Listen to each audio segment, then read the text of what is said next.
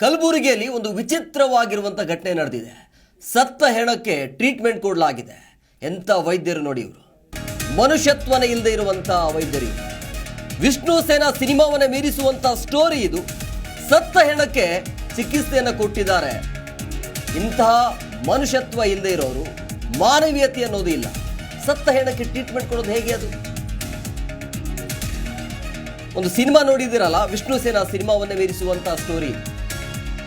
ಅದು ರಿಯಲ್, ಅದು ರೀಲು, ಇದು ರಿಯಲ್. ಇದು ಅದು ಸಿನಿಮಾಗಾಗಿ ಏನೇನೋ ಮಾಡಿರ್ತಾರೆ, ಬಟ್ ಇಲ್ಲಿ ರಿಯಲ್ ಆಗಿ ಮಾಡಿದಾರಲ್ಲ. ಆ ವ್ಯಕ್ತಿನ ಇಲ್ಲ, ಸತ್ತು ಹೋಗಿದ್ದಾನೆ.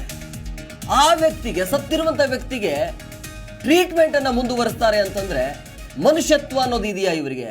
ಮನುಷ್ಯರ ಇವರು? ಮಾನವೀಯತೆ ಅನ್ನೋದು ಇದೆಯಾ ಅನ್ನುವಂಥ ಪ್ರಶ್ನೆಗಳು ಸಹಜವಾಗಿ ಹುಟ್ಕೊಳ್ಳುತ್ತೆ. ಇಂಥ ವೈದ್ಯರಿಗೆ ಏನು ಹೇಳಬೇಕು ಅಂತೇಳಿ ದೃಶ್ಯಾವಳಿಯಲ್ಲಿ ಕೂಡ ನೀವು ನೋಡ್ತಾ ಇದ್ರಿ. ಯುನೈಟೆಡ್ ಹಾಸ್ಪಿಟಲ್ ಕಲಬುರಗಿಯಲ್ಲಿ ಬರುತ್ತೆ. ಇದು ನಿಜವಾಗ್ಲೂ ಕೂಡ ಸಚಿವರು ಅಂದರೆ ಆರೋಗ್ಯ ಇಲಾಖೆಯ ಸಚಿವರು ಉಸಿರಾಡ್ತಾ ಇದ್ರೆ ದಯವಿಟ್ಟು ಈ ಸ್ಟೋರಿಯನ್ನು ನೀವು ನೋಡಲೇಬೇಕು. ನೋಡಿ, ಆರಂಭದಲ್ಲಿ ಏನೋ ಆಕ್ಸಿಡೆಂಟ್ ಏನೋ ಆಗತ್ತಂತೆ. ಆರಂಭದಲ್ಲಿ ಹೋಗುವಾಗ ನಡ್ಕೊಂಡು ಹೋಗ್ತಾರೆ, ಏನೋ ಒಂದು ಟ್ರೀಟ್ಮೆಂಟ್ ಕೊಡ್ತಾರೆ. ಪಾಪ ಆತ ಸತ್ತು ಹೋಗ್ತಾನೆ. ಸತ್ತು ಹೋದ ಮೇಲೂ ಕೂಡ ಟ್ರೀಟ್ಮೆಂಟನ್ನು ಮುಂದುವರಿಸ್ತಾರೆ ಅಂತ ಹೇಳಿದಾಗ ಇವರಿಗೆ ಮನುಷ್ಯತ್ವ ಅನ್ನೋದು ಇದೆಯಾ ಅನ್ನುವಂಥ ಪ್ರಶ್ನೆಗಳು ಸಹಜವಾಗಿ ಹುಡ್ಕೊಳ್ಳುವಂಥದ್ದು. ಇಂಥವರಿಗೆ ಏನು ಹೇಳಬೇಕು, ಯಾವ ರೀತಿಯಾಗಿ ಕ್ರಮ ತೆಗೆದುಕೊಂಡ್ರೂ ಕೂಡ ಕಡಿಮೆ. ನೋಡಿ, ಜಾರಿ ಬಿದ್ದು ಪೆಟ್ಟಾಗಿ ಆತ ಹಾಸ್ಪಿಟಲ್ಗೆ ದಾಖಲಾಗ್ತಾನೆ. ನಾಗಣ್ಣ ಅಂತೇಳಿ 50 ವರ್ಷ ಈತನಿಗೆ. ಜುಲೈ 4ರಂದು ಆಪರೇಷನ್ ಕೂಡ ಮಾಡ್ತಾರೆ ವೈದ್ಯರು. ಚಿಕಿತ್ಸೆ ಫಲಿಸದೆ ಮರುದಿನ ಸಾವನ್ನಪ್ತಾನೆ ನಾಗಣ್ಣ. 4ಕ್ಕೆ ಅಡ್ಮಿಟ್ ಆಗ್ತಾರೆ, 4ನೇ ತಾರೀಕಿಗೆ. 5ನೇ ತಾರೀಕಿಗೆ ನೋ ಮೋರ್, ಇಲ್ಲ ಅಂಥೇಳಿ ಸಾವನ್ನಪ್ಪಿದ್ರೂ ಕೂಡ MRI ಸ್ಕ್ಯಾನಿಂಗ್ ಅನ್ನ ವೈದ್ಯರು ಮಾಡಿಸ್ತಾರೆ. ಆಸ್ಪತ್ರೆ ಸಿಬ್ಬಂದಿ ವಿರುದ್ಧ ಈಗ ಕುಟುಂಬಸ್ಥರು ಈ ರೀತಿಯ ಆರೋಪವನ್ನು ಮಾಡಿದ್ದಾರೆ. ಈಗ ಆ ವ್ಯಕ್ತಿ ಸತ್ತಿದ್ದಾನೆ ಅಂತ ಹೇಳಿದಾಗ ಸಹಜವಾಗಿ ಆ ಕುಟುಂಬ ಯಾವ ರೀತಿಯಾಗಿರುತ್ತೆ? ಆಕ್ರಂದನ ಮುಗಿಲು ಮುಟ್ತಾ ಇರುತ್ತೆ. ಆದರೆ ಇವರು ಮಾಡ್ತಾ ಇರೋದೇನು? ಸತ್ತ ಹೆಣಗಳ ಜೊತೆ ಚೆಲ್ಲಾಟ ಆಡ್ತಿದಾರಲ್ಲ. ಈ ಬಗ್ಗೆ ಮತ್ತಷ್ಟು ಮಾಹಿತಿ ನೀಡ್ತಾರೆ ನಮ್ಮ ಪ್ರತಿನಿಧಿ ಸಿದ್ದು ಸಾತ್ಯಾಳ್ ಫೋನ್ ಸಂಪರ್ಕದಲ್ಲಿದ್ದಾರೆ. ಸಿದ್ದು, ಮನುಷ್ಯತ್ವನೇ ಇಲ್ಲದೆ ಇರುವಂಥ ವೈದ್ಯರು ಇವರು, ಏನು ಹೇಳಬೇಕು ಇಂಥವ್ರಿಗೆ?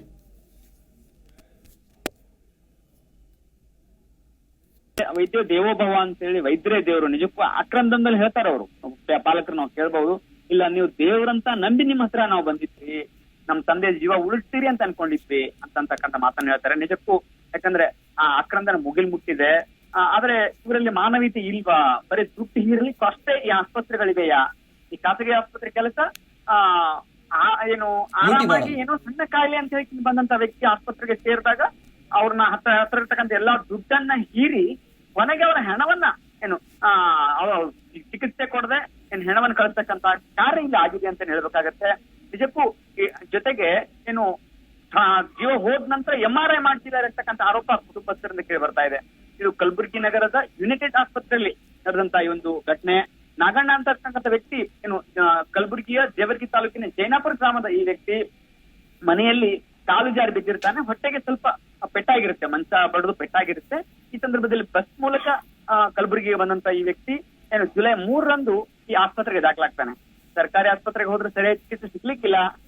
ಖಾಸಗಿ ಆಸ್ಪತ್ರೆಯಲ್ಲಿ ಒಂದಿಷ್ಟು ದುಡ್ಡು ಹೋದ್ರೂ ಪರವಾಗಿಲ್ಲ, ಒಳ್ಳೆ ಚಿಕಿತ್ಸೆ ಸಿಗುತ್ತೆ ಅನ್ನೋ ಕಾರಣಕ್ಕಾಗಿ ಈ ಒಂದು ಆಸ್ಪತ್ರೆಗೆ ದಾಖಲು ಮಾಡ್ತಾರೆ.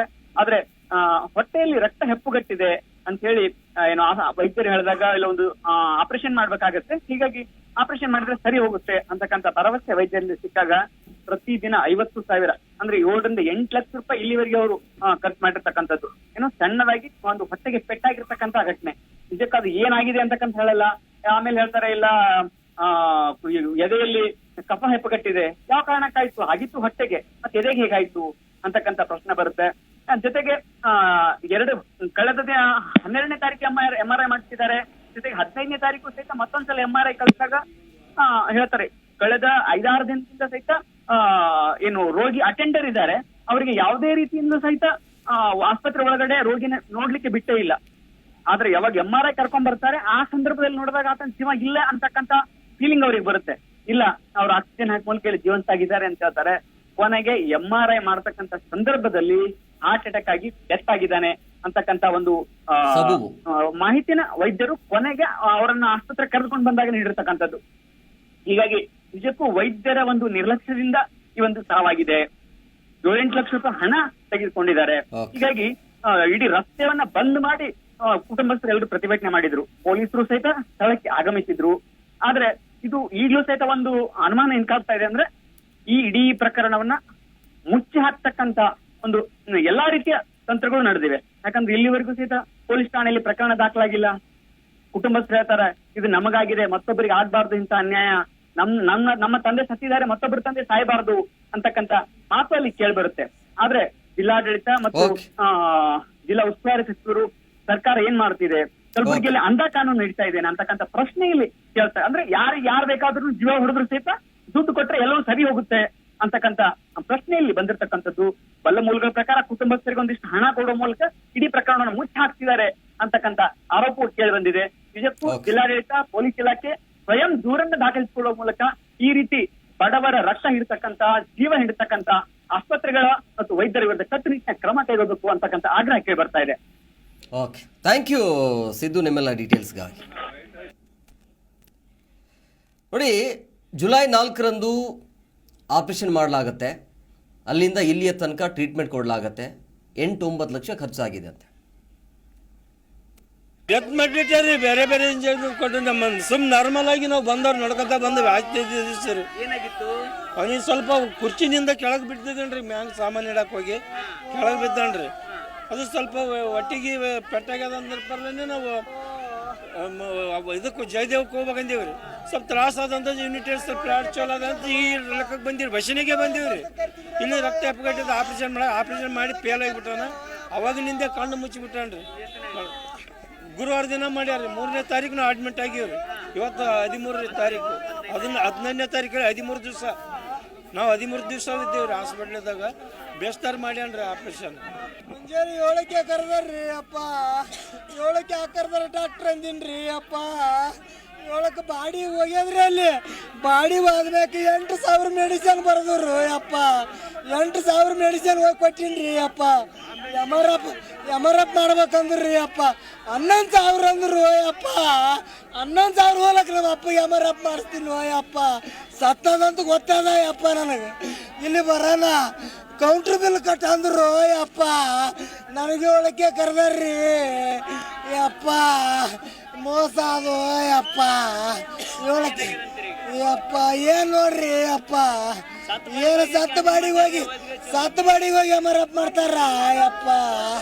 ಅದು ಏನದ ಒಂದು 12-13 ದಿನ ಈಗ ಇಲ್ಲೇ ಅದೇನಾಗ್ಬಿಟ್ಟದ. ನಿನ್ನೆ ಸಂಜೆ ಕಡೆ ಇದ ಸಲಾಗ ಇವತ್ತು ಮುಂಜಾನೆ ಆಪರೇಷನ್ ಮೊದಲೇ ಆಗ್ಯಾದ್ರಿ. 2 ದಿನ 3 ದಿನ ಮಾಡ್ಯಾರ. ಒಳಗೆ ಯಾರಿಗೂ ಬಿಟ್ಟಿಲ್ಲ, ಯಾರಿಗೂ ನೋಡೋ ಗುಡಿಸಿಲ್ಲ. ಒಟ್ಟು ದವಾಖಾನೆ ಈಗ ಹೋದೇವಂದ್ರೆ ಗೋಲಿ ಇಲ್ಲೇ ಹೊರಗೆ ಸದ ಒಳಗೆ ಕಳಿಸ್ಯಾರ. ಒಬ್ರಿಗೆ ನೋಡಿ ಗುಡಿಸಿಲ್ಲ.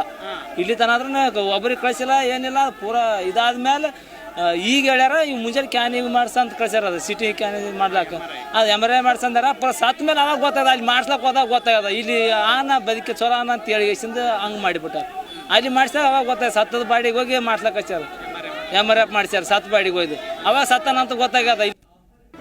ಜಿ ಕನ್ನಡ ನ್ಯೂಸ್ ಈಗ ನಿಮ್ಮ ಮನೆಯಲ್ಲೇ ನೋಡಿ. ಎಲ್ಲ ಕೇಬಲ್ಗಳಲ್ಲಿ ಈಗ ಲಭ್ಯ. Sun Direct 292, Jio TV 1334, U digital 162, Siti cable 51, GTPL 17, Abhishek cables 821, Rockline telecommunication 51, Shri Basaveshwara number 60, Vinayaka digital number 53, in digital number 896ರಲ್ಲಿ. ನಿಮ್ಮಿಸ್ತದ ಜಿ ಕನ್ನಡ ನ್ಯೂಸ್ ನೋಡಿ ಆನಂದಿಸಿ.